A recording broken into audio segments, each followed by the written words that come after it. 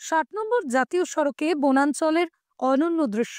বাঁকুড়া মেদিনীপুর সংযোগকারী 60 নম্বর জাতীয় সড়কটি পশ্চিম মেদিনীপুরের গড়বেতা ব্লকের আমলাগোড়া বনাঞ্চলের ভিতর দিয়েই বয়ে গেছে।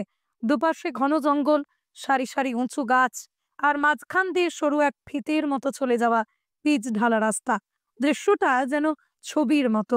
এই রাস্তা ধরে যাত্রী চললে একদিকে যেমন প্রকৃতির শান্তির ছোঁয়া পান, তেমনি মন ভরে যায় সবুজে। মাঝে মধ্যেই বেরোয়, আমি অনেকবার চোখে পড়েছে আমার। বনদপ্তর লোক থাকে? হ্যাঁ থাকে, মাঝে মধ্যে আসে ঘুরতে দেখতে। কতগুলো হাতি আছে? অনেকগুলো, 20-30টার মতন হাতি। কতবার দেখেছেন? প্রায় অনেকবারই চোখে পড়েছে আমার। তবে এই মনোরম সৌন্দর্যের পাশাপাশি রয়েছে সতর্ক বার্তাও।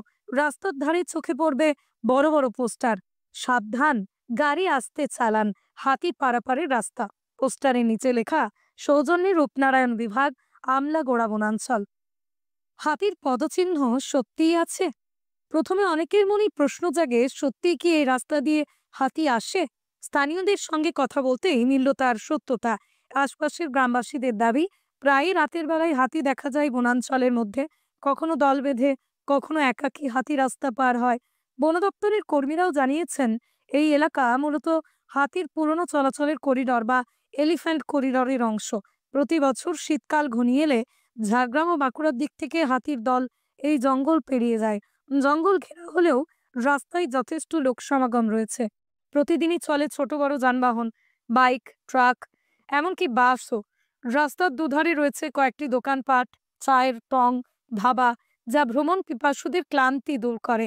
পথ চলতি মানুষদের অনেকে জানিয়েছেন, সন্ধ্যার পর থেকে তাঁরা গাড়ি আসতে চালান, কারণ হঠাৎই কখনো কখনো হাতির উপস্থিতি টের পাওয়া যায়। গড়বেতার এক বাসিন্দা বলেন, সত্যিই এই রাস্তা দিয়ে হাতি চলাচল করে, তিনিও দেখেছেন।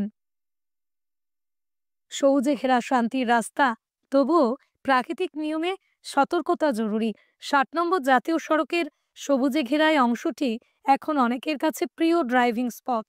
শহরের কোলাহল থেকে দূরে এসে ঘন সবুজে মিশে থাকা এই রাস্তা যেন প্রকৃতির এক মুক্ত প্রান্তর। কিন্তু প্রকৃতির এই সৌন্দর্যের মাঝেই লুকিয়ে আছে এক সতর্ক বার্তা। মানুষ ও প্রাণী দুজনেরই পথ এক জায়গায় মিশেছে, তাই সহাবস্থানের দায়িত্ব আমাদেরই। পশ্চিম মেদিনীপুরের গড়বেতা থেকে মিজানুর রহমানের রিপোর্ট, লোকাল 18 বাংলা।